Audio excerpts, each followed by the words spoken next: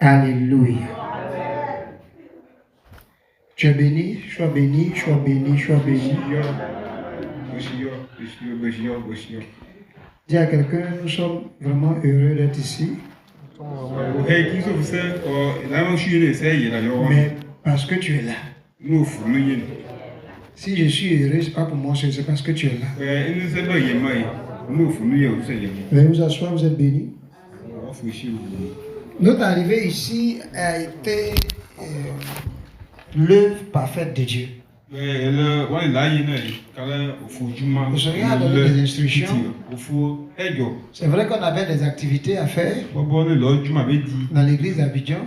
Nous étions une semaine avant ces activités-là. Une activité de haute spiritualité. Mais cependant, on était à l'écoute du Seigneur. Ce n'est pas parce qu'on est en train de prêcher aujourd'hui qu'on n'écoute pas Dieu. Ce n'est pas parce qu'on est en train de préparer comment construire qu'on n'écoute plus Dieu. Chaque jour, chaque heure, vous devez être en train d'écouter le Seigneur vous parler. Et c'est important qu'il vous parle. Plus Dieu te parle, tu es heureux. Plus Dieu te parle, tu sais quoi faire. Mais c'est ceux qui le cherchent. C'est à eux qui se développent. Jérémie 33, verset 3. Tu me chercheras? Non, il dit invoque-moi. Et je te répondrai. Invoque-moi. Et je te répondrai. Je te montrerai des choses cachées. Des choses que tu ne connaissais pas. Invoque-moi. Et je te répondrai. Je te montrerai des choses cachées. Des choses que tu ne connais pas. Donc, si tu n'es pas en train de parler avec Dieu, il y a certaines choses qui t'appartiennent que tu ne vas jamais toucher. Si tu n'as pas cette habitude-là d'interroger Dieu sur toutes choses, il y a certaines choses que tu dois toucher maintenant que tu ne pourras pas toucher. Et c'est important d'avoir ce cœur-là qui interroge Dieu pour toutes choses. Est-ce que je dois le faire? Est-ce que je ne dois pas le faire? Est-ce que je dois poursuivre ceux qui sont venus tout à l'heure et qui ont pris ma famille en otage? Est-ce que je ne dois pas les poursuivre? À quel moyen je dois faire pour que ma famille soit libérée? David, que le peuple juif considère comme un réceptacle pour Dieu,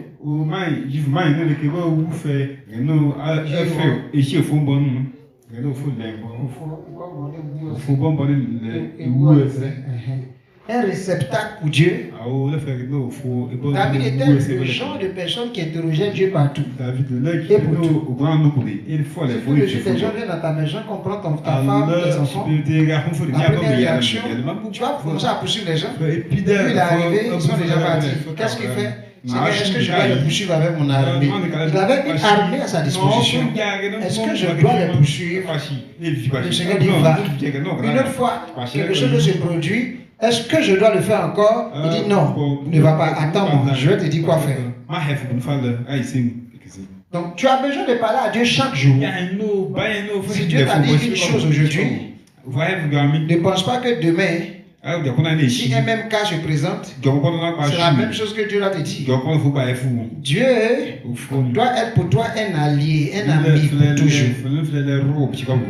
Je vous ai dit qu'il y a des réponses à des prières que j'ai obtenues seulement après 1 an, 2 ans, souvent. Tu pries, tu demandes la même chose à Dieu chaque jour. Seigneur, il faut que tu répondes à cette question. J'ai besoin d'avoir l'information exacte. Quand tu parles à Dieu, parle-lui comme tu parles à ton Père. Généralement, quand tu parles à Dieu, que Dieu n'est pas reçu par ton cœur comme étant ton Père, tu es un peu gêné. Il y a des choses que tu ne peux pas lui demander. Je vous ai dit que même dans le mariage, l'intimité entre une femme et un homme, c'est Dieu qui connaît bien ta femme, c'est Dieu qui connaît plus ton mari que toi. Si tu commences à poser des questions à Dieu sur l'état du cœur de ton homme, sur l'état du cœur de ta femme, il va te donner une réponse. Qu'est-ce que je dois faire pour apporter la joie à ma femme, à mon mari? Dieu va te répondre. Mais c'est des choses pour lesquelles tu dois avoir un cœur qui désire recevoir. Celui qui prie doit être un homme de foi. Il doit avoir la foi en la parole de Dieu. Invoque-moi et je te répondrai. Je te montrerai des choses cachées, des choses que tu ne connaissais pas. Ça veut dire quoi? Pendant que je l'invoque, je dois croire qu'il est engagé à me montrer. Parce qu'il n'a pas dit il se peut que je te montre si tu m'invoques. Il a dit invoque-moi et je te répondrai. Il n'a pas dit peut-être je vais te répondre. Il a dit invoque-moi et je te répondrai. Je veux que quelqu'un dise à quelqu'un d'autre.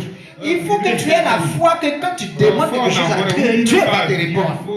Il faut croire en cela. Dieu répondra toujours à celui qui lui pose des questions. Soyez des personnes qui questionnent Dieu sur tout ce qui concerne votre vie. Soyez ce genre de vie. Soyez ce genre de cœur. Soyez ce genre de personne. Qu'est-ce que je dois faire? Seigneur, ce matin je sors, je vais au travail. Seigneur, il y a trop de morts dans mon métier. Seigneur, maintenant que je m'en vais, je ne sais pas. Est-ce qu'aujourd'hui je dois aller au travail vraiment? Seigneur, parce que tu m'as écrit, vous voyez souvent tu dors. Aujourd'hui là, c'est avant 3 h du matin que le Seigneur m'a mis debout. Donc, monsieur assis et comme ça à prier. Oh Seigneur, merci parce que tu m'as réveillé. Béni sois-tu toi qui veilles sur moi. Tu es réellement un bon père pour moi. Tu prends soin de moi. Je sais que tu es. Mais si tu m'as mis là à cette heure et avec tout ce que tu viens de me dévoiler, je crois qu'il y a quelque chose à faire. Qu'est-ce que je fais, Seigneur? Dis-moi quoi faire. Ce que tu m'as montré, comment je le reçois. Qu'est-ce que je fais avec cette information-là? C'est toi qui sais pourquoi tu m'as révélé. Tu ne m'as pas donné cette information pour rien.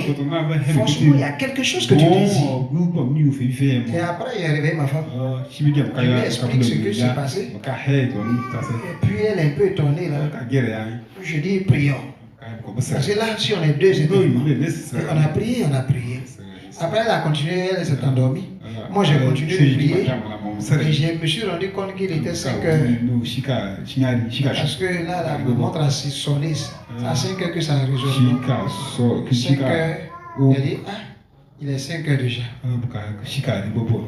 La prière n'a pas duré. Alléluia. 5 h déjà arrivé. Donc j'ai dormi un peu. Comme ça, aller me laver. Je me suis couché 10 minutes environ. Le Seigneur a commencé à me faire voir d'autres choses. La suite de ce qu'il m'avait montré. Et là, il finit, je me lève. Allez, je commence encore. Et je prie qu'après, il est presque 6 h. Après les 6 h, je tire le rideau, je regarde dehors, les gens qui tournent. Et dis aujourd'hui c'est une bonne journée. Tu es avec moi. Tu es avec moi. Vous voyez, j'ai ça. Allez me laver. Invoque-moi.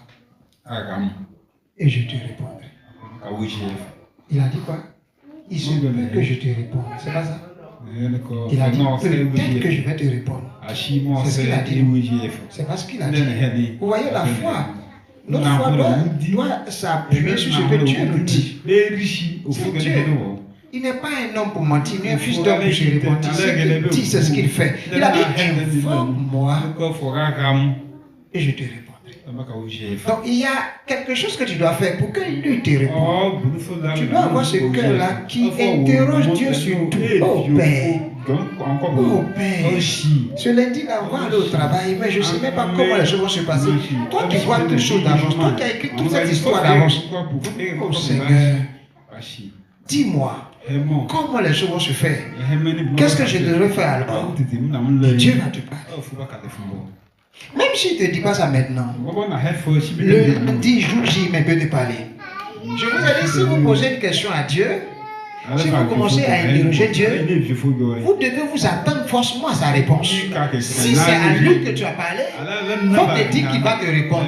Donc même si tu es au travail, même si tu es au champ, même si tu es en train de manger, Dieu ne va pas t'avertir quand il veut te parler. Quand il veut, il va commencer à te parler. Et tu vas entendre la voix de Dieu maintenant. Tu attendras la voix de Dieu derrière toi, que tu diras, voici la solution. Tu entendras cette voix derrière toi qui te dit, voici le chemin, marche ici, va à gauche ou va à droite. La voix te parlera. La voix te dira quoi faire. Sa voix viendra. Sa voix résonnera dans ton cœur. Tu viens d'entendre quelque chose? Oui, sa voix va résonner dans ton cœur. Sa voix, tu as l'impression que la chose quitte ici, vous voyez, ça remonte comme ça, et puis ça passe à côté de tes oreilles, comme si la personne te parle de l'intérieur pour aller vers le haut. Quand tu entends ça, quelqu'un m'a parlé. Il te répondra. Parce que tu l'aimes fort. Parce que tu t'attends aussi à lui.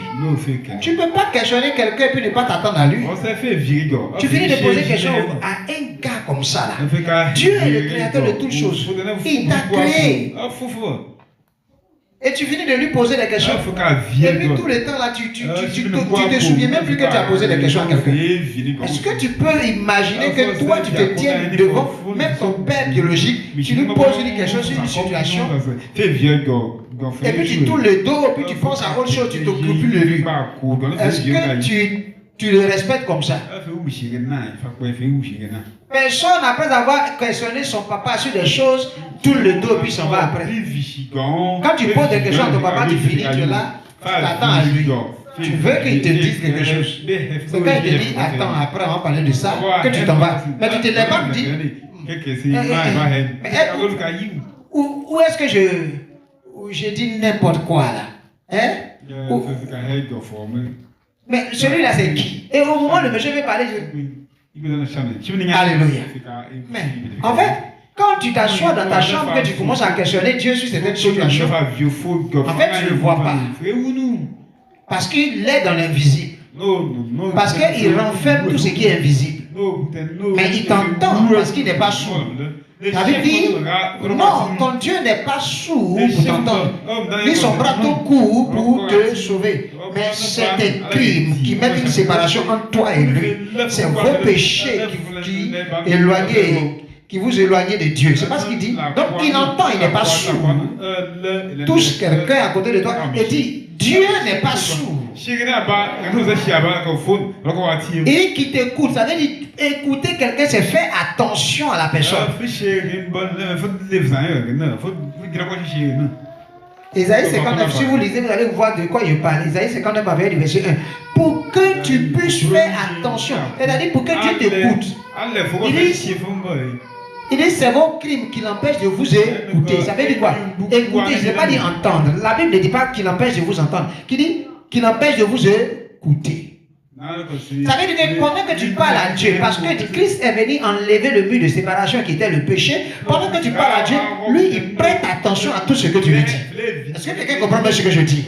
Il prête attention quand tu lui parles. Il prête attention.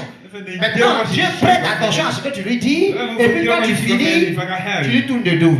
Mais tu vas me dire maintenant, le prophète dit quoi? Mais je ne vois pas Dieu. Je ne sais même pas de quel côté il est assis. Comment il peut savoir s'il lui a tourné le dos? Mais il est assis où pour qu'il puisse lui tourner le dos? Mais la tête est en Dieu lui-même. Donc, Dieu qui est grand, comment je peux lui tourner le dos? Mais dans toutes les positions, je peux faire face à Dieu. Dans toutes les positions, je peux faire face à Dieu comme tourner le dos à Dieu, n'est-ce pas? Dans toutes les positions, je peux lui faire face comme lui tourner le dos. Mais Dieu est esprit. Et tous ceux qui invoquent Dieu doivent l'invoquer aussi en esprit. Ça veut dire quoi? Quand tu questionnes Dieu, c'est avec ton cœur que tu dois t'attendre à la réponse. Donc, quel que soit ce que tu fais, ton cœur s'attend à ce que Dieu te parle. C'est quand ton cœur ignore ce que tu viens de dire à Dieu que j'ai dit que tu as tourné le dos à Dieu. La meilleure façon de tourner le dos à Dieu, c'est d'enlever ton cœur sur ce que tu viens de lui demander. Si le fait qu'il c'est lui qui doit te donner la réponse. Même si je suis en train de courir, mon cœur s'attend à ce qu'il m'envoie une réponse. Même si je suis en train de manger, mon cœur s'attend à ce qu'il m'envoie une réponse. Même si je suis en train de faire des emplettes dans le supermarché, mon cœur s'attend à Dieu. Même si je suis au volant, mon cœur s'attend à lui. Alors je n'ai pas tourné le dos à Dieu. Je suis toujours face à Dieu. Quelqu'un comprend bien? Je suis toujours face à Dieu. Quel que soit ce que je fais, je suis toujours face à lui. Tu dois demeurer toujours face à Dieu. Quelqu'un m'entend bien? Fais comme ça si tu comprends. Demeurer toujours face à lui. Ah, mais où se trouve son lieu? Où je trouve comme ça, je vais le mettre face à lui. Avec ton cœur. Ton cœur qui s'attend toujours à lui. Même si tu es parti dans la salle d'eau pour te laver, ton cœur s'attend à lui. Même si tu es dans les chiottes là-bas, ton cœur s'attend à lui. Je salue quelqu'un. Quelqu'un m'entend bien. Vous savez pourquoi je dis ces choses? Cette commission s'est déplacée pour venir ici, comme je l'ai dit, par le temps d'interrogation. Je n'ai pas parlé en 2018, c'était une chose qu'il avait fait. Et arrivé au moment, en 2022, j'ai commencé à prier à Dieu. Parce qu'en 2022, ce qu'il m'a dit en 2018 venait de se réaliser. Le 31 décembre, Benoît XVI est mort. Donc j'ai commencé à interroger Dieu. Selon ce que tu m'as dit, c'est arrivé. Où est-ce que je m'en vais? Tu as dit que quand ça va arriver, vous devez bouger. Écoute-moi bien. Jésus était dans le même endroit que Jean-Baptiste. Quand ils ont donné l'information à Jésus, Jean-Baptiste est mort. La Bible dit Jésus avait mouvement par là ailleurs. Pourquoi il bouge par là ailleurs? Certainement parce que Dieu lui avait dit, quand cela va arriver, tu dois bouger. Dieu nous a dit, quand ça va se produire, je dois vous envoyer ailleurs. Maintenant, en 2022, 31 décembre, Dieu te rappelle ce que je t'ai dit est arrivé. Mais je vais où, Seigneur? Questionnement. Je vais où, Seigneur? Questionnement. Seigneur, qu'est-ce qu'on fait maintenant? On est coincé là, on ne sait pas où partir. Beaucoup de gens vont dire, là, nous, le local qu'ici, on est à l'aise, c'est qu'elle a fait des questionnements où on va encore. Ici là, je loue le coin et je peux rester là. Comment tu peux prendre le lieu, ton lieu de chute comme ta maison? Est-ce que c'est ta maison?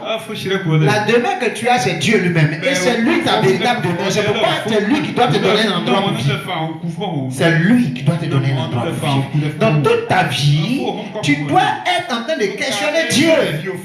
Et quand Dieu agit en te répondant selon ce que tu lui demandes, des situations qui étaient difficiles deviennent faciles. Vous savez combien de fois nous sommes venus au village ici en train de chercher un local pour partir? On disait dans notre cœur, bon, il faut qu'on ouvre une œuvre ici. Vous voyez, notre projet est différent du projet de Dieu. On veut ouvrir un endroit ici. Mais le jour où Dieu va répondre, allez-y, je vais vous donner un endroit. Allez-y, je vais vous donner un endroit. Je bénis Dieu parce que ce jour-là, son serviteur avait le cœur bien disposé. Il a entendu la voix de Dieu qui lui a dit, s'ils viennent, donne-leur ton endroit. Si nous sommes venus ici, parce que quelqu'un a écouté la voix de Dieu, si quelqu'un a le cœur bien disposé, il donnera à Dieu. Si quelqu'un a le cœur bien disposé, celui qui a le cœur bien disposé, Exode 35, à partir du verset 5, celui qui a le cœur bien disposé. Est-ce que quelqu'un comprend bien ce que je dis? Si tu as le cœur bien disposé, tu donneras, tu offriras à Dieu. Il a eu le cœur bien disposé. Et regarde là où nous sommes retrouvés.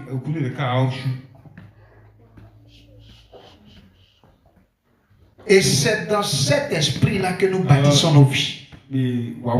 Si quelqu'un continue d'avoir un cœur bien disposé, il va bâtir et il va bâtir. Il apportera et il apportera au Seigneur. Vous savez que chaque chose que Dieu te demande d'apporter, Dieu utilise cela pour changer ton histoire. Et il dit, mettez-moi de la sorte à l'épreuve et vous verrez si pour vous je n'ouvre pas les écluses des cieux. Chaque fois qu'il te dit fais cela pour moi, quand tu le fais, il utilise cela pour changer ton histoire.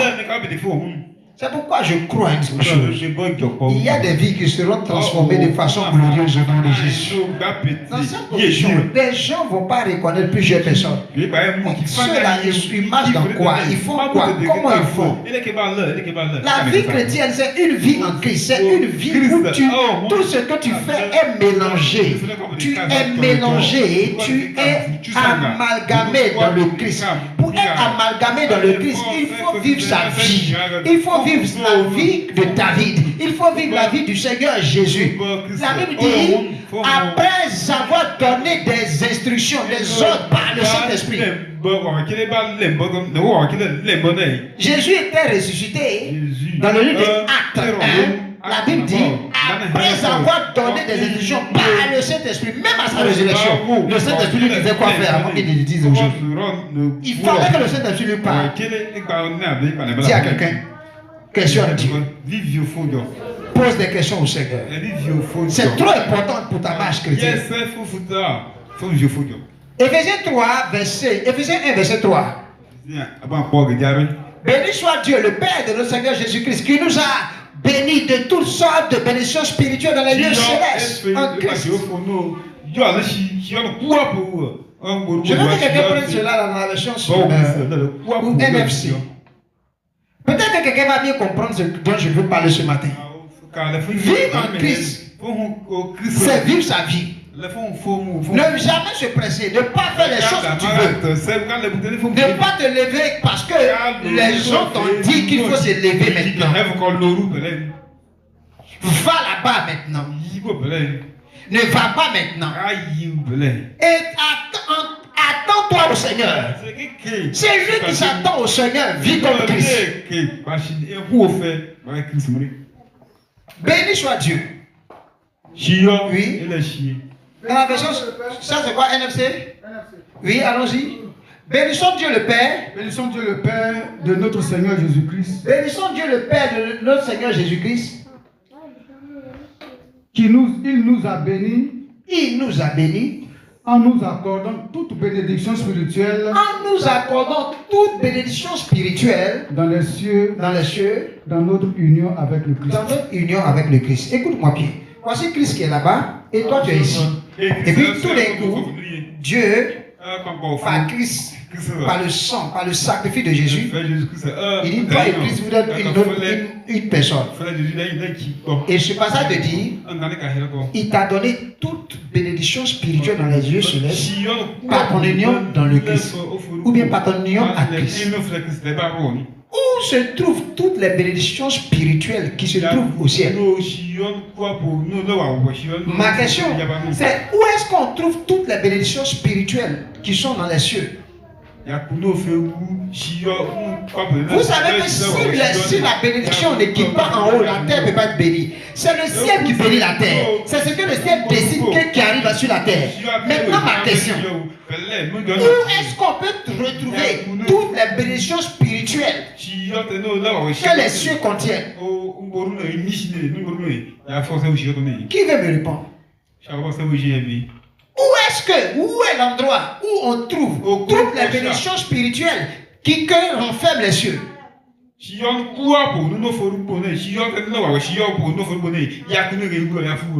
dis bien toutes les bénédictions spirituelles que renferment les cieux. Où est-ce qu'on peut trouver cela? Oui. C'est en Jésus. C'est-à-dire Christ est le paquet de toutes les bénédictions spirituelles que le ciel renferme. Donc chaque fois que tu es uni à Christ, tu es uni à toutes les bénédictions spirituelles que le ciel renferme. Donc toi-même tu deviens un paquet de bénédictions. C'est pourquoi en Christ nous ne sommes plus maudits, parce que les bénédictions ont consumé les malédictions. C'est lui qui vit sa vie en étant uni, associé, un genre associé à Christ. Il est associé à tout genre de bénédictions spirituelles que le ciel contient. Le paquet de bénédictions que le ciel renferme, que Dieu veut donner aux hommes, c'est Christ. Si tu as Christ, tu as toutes sortes. Toutes sortes de bénédictions qu'un homme peut espérer avoir. Si tu as Christ. Maintenant, c'est dans le Christ. C'est pourquoi ton questionnement est important. Mais plus tu lui poses des questions, il va commencer à dévoiler ces choses-là qui sont en lui. Mais si tu ne lui poses pas de questions, c'est comme les gens qui ont un paquet, un coffre fort, rempli de tout genre de bénédictions. Et ils ne savent même pas comment prendre ça. Dis, Jésus est mon coffre fort.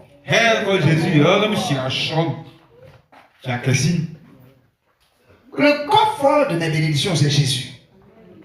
Si je l'ai, ou parce que j'ai Christ, j'ai un coffre fort de bénédictions. Quand j'ai l'homme, j'ai un coffre fort de malédiction. Chaque fois que l'homme est ta référence de vie, tu as un confort de malédiction. C'est là que les malédictions commencent à se manifester. Maudit soit quiconque place sa confiance dans l'homme. L'homme est un tas de malédiction. L'homme est un tas de malédiction. L'homme en lui-même, c'est un tas de malédiction. Chaque fois que tu t'appuies sur l'homme, tu t'appuies sur des malédictions. Mais Christ est un tas de bénédictions. Chaque fois que tu t'appuies sur Christ, tu t'appuies sur des bénédictions. Comment tant pis?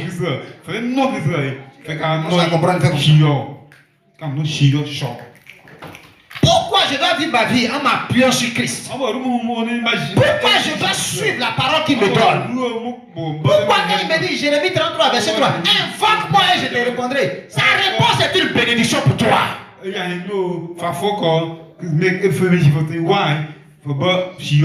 quand je l'invoque, j'invoque la bénédiction.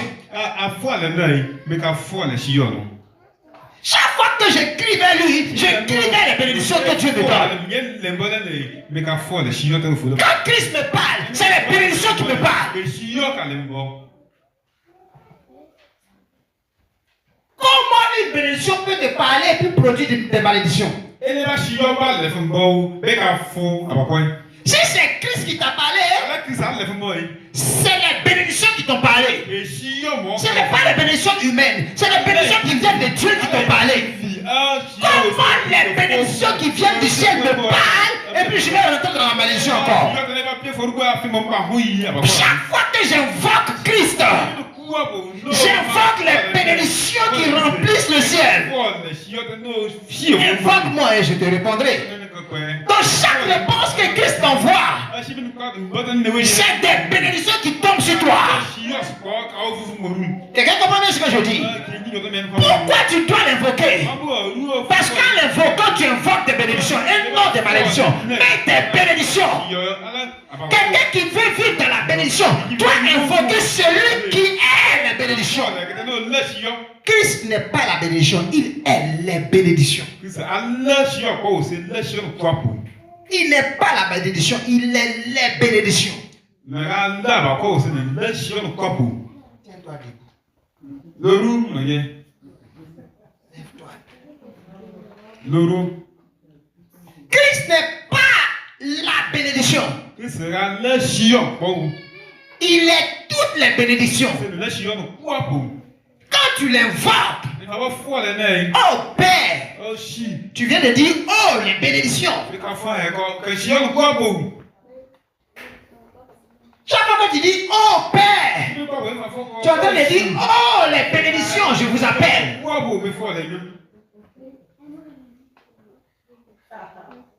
Dieu a regardé Abraham, il a dit, il a regardé Abraham, Père, il avait dit maintenant ton nom c'est Abraham. Père de plusieurs générations, père des princes et des princesses. Il était père élevé. Si tu es père élevé, qui va te bénir? C'est le père élevé qui bénit. Non, toi, mais tu es grand que Dieu. Dieu dit, hey, ton problème de stérilité est lié à ton nom. Je change ton nom. Tu es devenu le père des princes et des princesses. Tu t'appelles maintenant Abraham.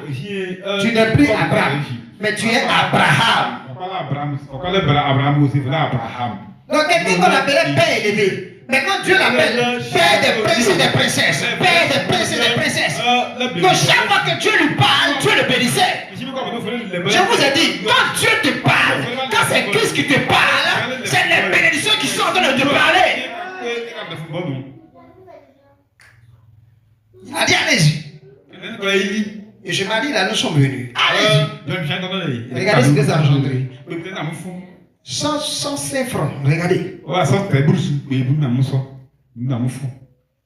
Il a dit simplement allez-y. Tu peux comprendre ce que je dis. Je prie qu'il te parle. Je prie que cette grâce qui est sur ma vie pour entendre la voix du Seigneur vienne sur toi au nom de Jésus. Toi debout. Je prie que cette grâce te localise aujourd'hui au nom de Jésus. En sorte que chaque fois que tu l'invoques, alléluia, tu invoques la bénédiction. Je marche avec Christ. Mais en fait, je marche avec les bénédictions. Chaque fois que tu marcheras avec lui, tu seras en train de marcher. Aucun chrétien ne marche en dehors des bénédictions. Nous marchons dans les bénédictions d'en haut. Pas des bénédictions terrestres. Non. Les bénédictions d'en haut. C'est-à-dire les bénédictions qui gouvernent la terre. Une bénédiction terrestre ne peut pas gouverner la terre. Elle est appliquée sur un petit endroit, c'est tout. Mais quand la bénédiction quitte le ciel, elle est appliquée sur toute la terre. Quand tu marches avec Christ, tu marches avec toutes les bénédictions.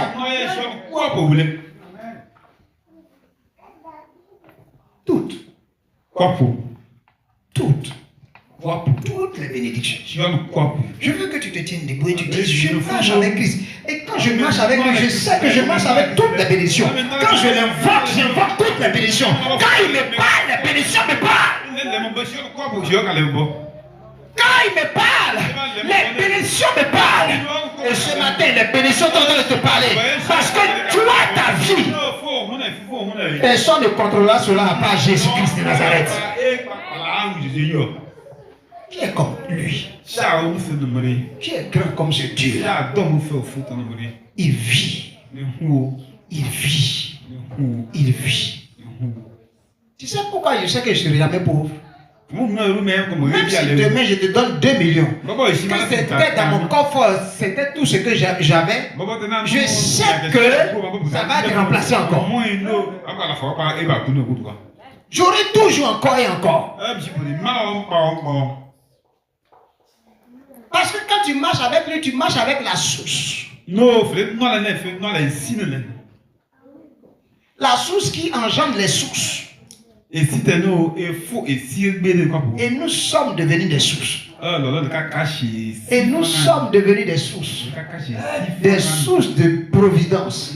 Des sources de bénédiction. Des sources de gloire pour plusieurs. Sa lumière luira sans cesse sur toi. Sa lumière ne te quittera plus au nom de Jésus. On te parlera. Parce qu'en te voyant, on dira c'est une lumière qui est parmi nous. Sa lumière ne me quittera jamais. Il a fait de moi lumière. Je ne suis pas ténèbres, je suis lumière. C'est pourquoi tout ce qui est des ténèbres ne peut pas tenir dans mon corps. Toute maladie, toute situation inconfortable qui a été libérée contre ton corps te quitte au nom de Jésus. Parce que tu es lumière. La lumière met à nu tout ce qui est des ténèbres. La lumière met à nu tout ce qui qui est ténèbres. Quand tu vis avec lui, tu deviens lumière. Vous êtes la lumière du monde, a-t-il dit. Il a dit quoi? Vous serez, il a dit peut-être que, il se peut que vous soyez la lumière. Il a dit, regarde, parce que je vous ai parlé, déjà vous êtes purs. Il dit déjà vous êtes purs. Il dit déjà vous êtes purs. Et il dit maintenant, je suis la lumière du monde. Il dit vous êtes la lumière du monde. Il dit vous êtes. Je le suis. Dit je le suis. C'est pourquoi tout ce qui est ténèbres, qui rôde contre ma vie, qui rôde contre ma maison, mon foyer, aujourd'hui se dissipe au nom de Jésus. Les ténèbres n'ont pas leur place à tes côtés, parce que tu es lumière. Ta présence éclabousse ces ténèbres. Quand tout est noir, il suffit qu'une petite ampoule soit allumée, les ténèbres se cherchent. Parce que tu es lumière, les ténèbres ne t'aident plus au nom de Jésus. Tout sorcier à ton contact va tomber au nom de Jésus. Tout sorcier à ton contact va tomber au nom de Jésus. Il ne pourra pas tenir dans ta présence.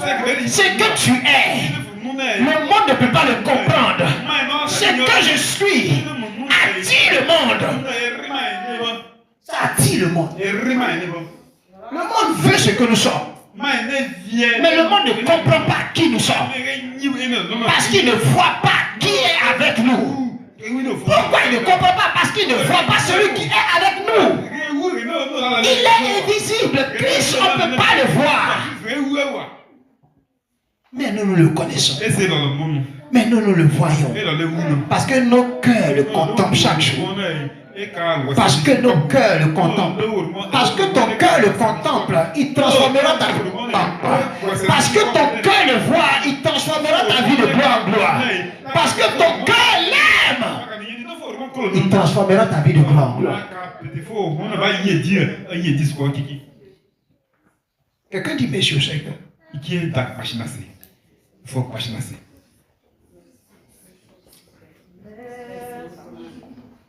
Bénis Dieu. Bénis ce Dieu vivant.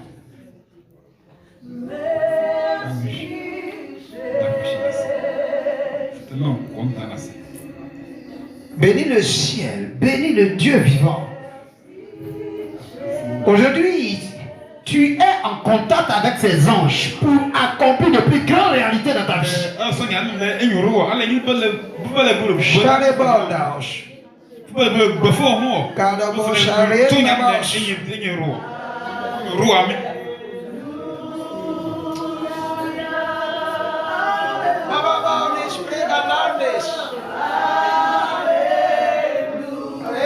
Speak loud.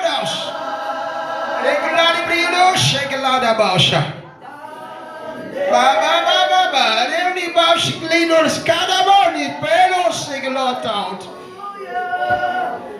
Merci Jésus. Louange à toi Seigneur. Je luirai face à toute situation. Je prierai encore plus fort. Je continuerai de prier à cause de son accord et de son apport. Il a fait de moi des bénédictions.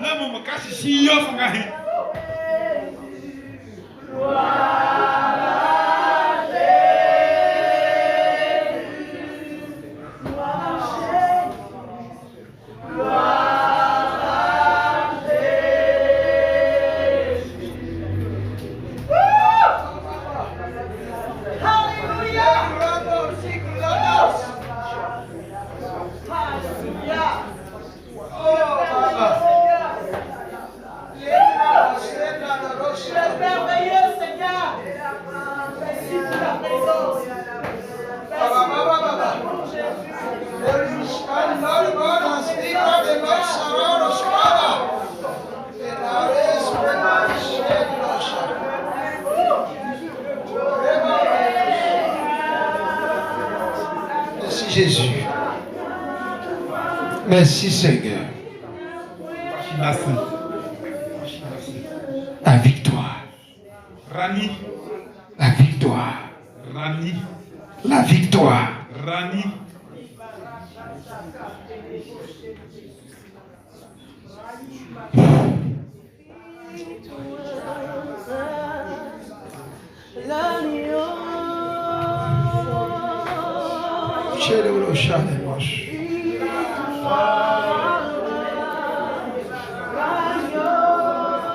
Merci Jésus.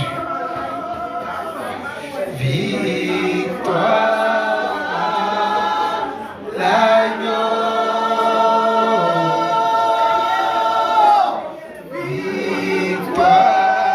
Victoire, l'agneau. Car il est glorieux. Car il est glorieux et digne de régner. L'agneau est souverain.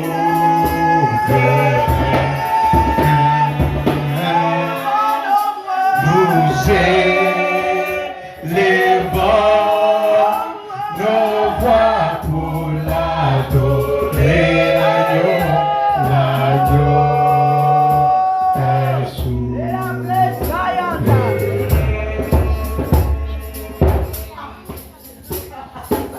Victoire à l'agneau.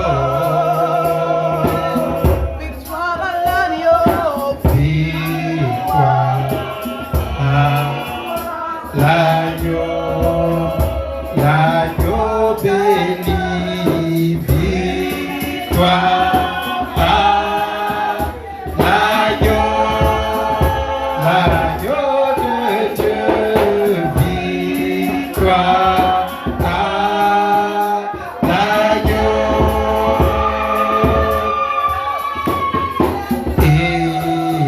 Élévation à l'agneau. Élévation à l'agneau. Élévation à l'agneau. L'agneau de Dieu. Élévation à l'agneau. L'agneau de Dieu. Élévation à l'agneau. Car il est glorieux et digne de régner. L'agneau est souverain. Nous élevons et nous élevons nos voix pour l'adorer. L'agneau est souverain. Kalabosha, kalabosha, rebushe, glados. Lendabara, subra, glados, glados, glados. Rambababosha, glados.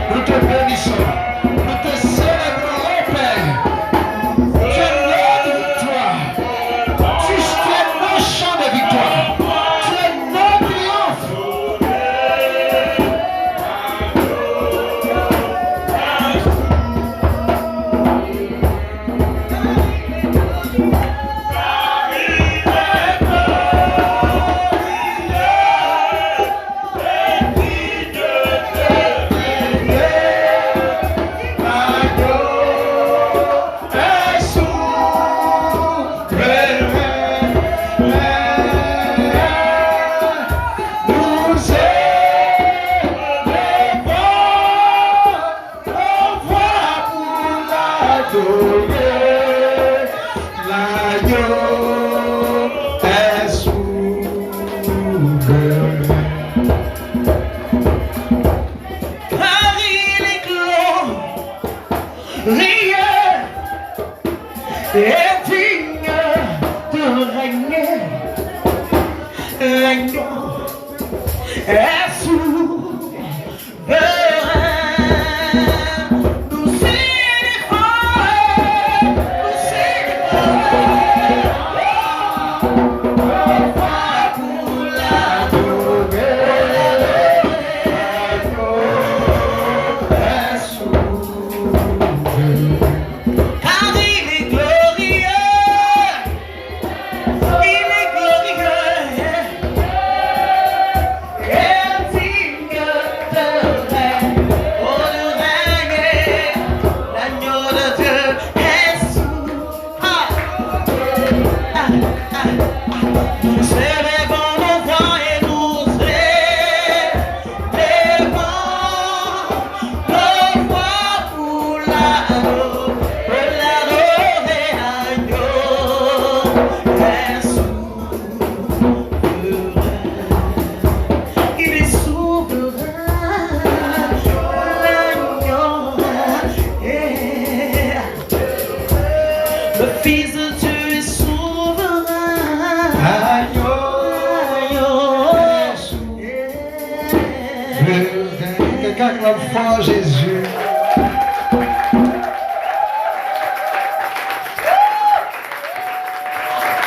Je veux que tu répètes avec moi, je suis lumière. Je suis lumière. Et tout ce qui est des ténèbres ne peut pas tenir dans ma présence. Même mon corps est lumière. C'est pourquoi ce qui ne vient pas de mon Père me quitte au nom de Jésus. Maintenant, la lumière de mon Père brille dans ma maison, lui sur mon foyer, lui sur mes enfants, lui dans ce ministère. La lumière de mon Père brille et brille, brille et brille, brille et brille. Il explose tout ce qui est des ténèbres. Il met à mal les œuvres des ténèbres. Il fait reculer ce qui n'est pas venu de lui. Il met à genoux ce qui n'est pas venu de lui. Pendant que nous avançons avec Christ, nous sommes dans le cortège triomphal de Dieu. Nous marchons dans ce cortège de triomphe. Chaque pas que nous faisons avec lui, nous marchons dans ce cortège de triomphe. Merci Seigneur. Vous savez, on se met du temps en train de méditer. Je méditais et j'ai commencé à méditer sur le livre de Colossiens 2, versets 14 à 15. Et pendant que je méditais dessus, le Seigneur m'a dit, il a traîné les forces ténébreuses comme des esclaves. Il les a traînés. Et à quel moment? Dans son cortège triomphal. Et puis il m'a dit, c'est à quel moment? C'est-à-dire au moment où Christ est allé à la croix. Au moment où il est ressuscité. Et puis il est monté au ciel. Et il dit, c'est là que ça s'arrête. Il dit, Seigneur, que veux-tu dire? Il dit, chaque pas que tu fais avec lui. Il dit, chaque pas que tu fais avec lui, tu es dans le cortège de triomphe de Jésus. Et tous ces esprits-là sont traînés. Chaque pas que tu fais avec lui. Il dit, chaque pas. Je n'ai jamais vu ça comme ça. Il dit, chaque pas que tu fais avec lui, tu avances dans le cortège de triomphe. C'est pourquoi dans tout endroit où vous allez arriver, là où les forces des ténèbres subsistent, tous seront à genoux devant vous au nom de Jésus. Parce qu'il est écrit qu'il les a traînés comme des esclaves. Il a dit, waouh. Il dit partout. Ils seront à genoux. Pendant que tu avances avec Christ, le monde des ténèbres est à genoux. Pendant que tu avances avec Christ, les maladies disparaissent. Pendant que tu avances avec Christ, les malédictions sautent. Pendant que tu avances avec Christ, les démons de l'enfer commencent à soupirer parce que le mal les atteint. Pendant Quand tu avances avec Christ, le cortège continue. Et le cortège doit toucher le monde entier. Le cortège va toucher le monde entier. Dis ma présence inflige des réveils au diable. Dis ma présence inflige des réveils au diable et aux maladies. C'est pourquoi pendant que toi tu es plongé dans cette atmosphère de miracle, toi qui te trouves là maintenant, je suis en train de te parler, le miracle que tu attendais vient maintenant à toi au nom de Jésus. C'est que Dieu n'a pas planté et séché, c'est que Dieu n'a pas mis dans ta vie est détruit. Toute chose qui n'a pas placé en toi est détruit. Toute chose qui n'a pas créé est anéantie aujourd'hui. C'est une atmosphère de miracle pour toi.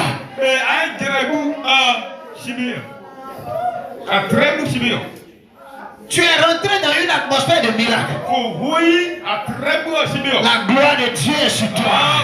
Sa lumière, lui, sur toi. Sa gloire est sur toi. Sa gloire est sur toi. Sa gloire est sur toi. Je dis à quelqu'un cette semaine, les gens vont te regarder. Ils vont dire que tu es différent. Tu es différent. Tu es différent. Parce qu'il y a la différence qu'il fait. Parce qu'il amène la différence dans ta vie. Il sera cette différence qui est dans ta vie. Il devient cette différence qui est dans ta vie. Nous sommes en train de marcher dans un cortège de triomphe. Ne l'oubliez pas, chaque pas que vous faites, vous êtes dans un cortège de triomphe. Chaque pas. L'ennemi crie, l'ennemi pleure. Parce que tu as cette connaissance. L'ennemi ne comprend pas. Il sait que ça ne va pas chez lui. Le Seigneur m'a dit, parce que je te devance cela, partout où tu arriveras, tes délivrances vont s'opérer. Il dit gloire à Dieu. Et une femme est venue le voir en chemin pour sa maison. Elle est mariée. Elle est venue sa soeur. Elle cherche le fruit des entrailles. Et je l'ai regardé. Et je lui ai dit, tu es venu en face du cortège triomphal de Dieu. Tu es venu croiser le cortège de triomphe de Dieu. Est-ce que tu sais en face de quelle réalité tu te trouves? Tu es devant le cortège de triomphe de Dieu. C'est pourquoi, combien d'enfants tu veux? Elle tremblait. Elle a commencé à pleurer. Maintenant, ses larmes coulent. Maintenant, elle a commencé à bénir Dieu. Elle ne peut plus parler. Je dis, tu es devant cette réalité-là maintenant. Tu es devant le Dieu que tu as cherché. Il change ton histoire au nom de Jésus. Je dis à quelqu'un, il change ton histoire au nom de Jésus. Ton histoire change au nom de Jésus. Il y aura un bouleversement total dans ta vie. Un bouleversement total dans ta vie. Ce qui résistait à ton avancée, aujourd'hui, pris bagage et saute au nom de Jésus. Je dis encore, il y aura un bouleversement total dans ta vie. Parce que tu es venu face au cortège du triomphe de Dieu. Face au cortège de triomphe de Dieu. Tout genou fléchit. Tout genou fléchit. Rien ne résiste à ce cortège.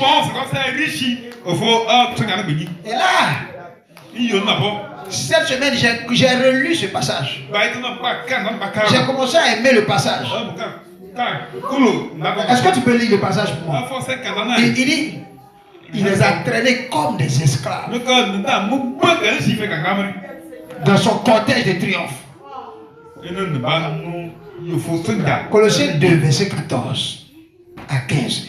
Comme des esclaves.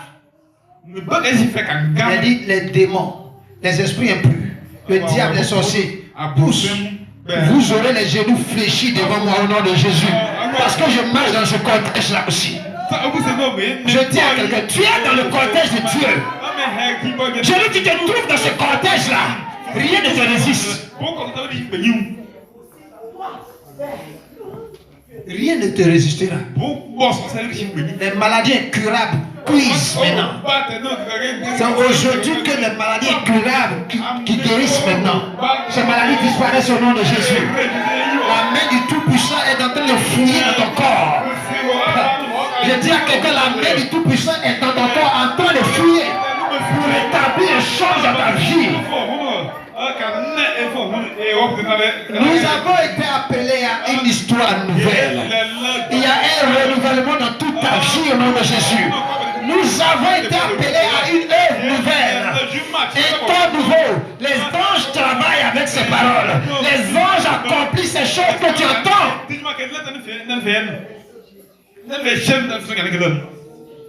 Qui est comme lui? Qui est puissant comme lui? Et j'ai aimé mon Dieu.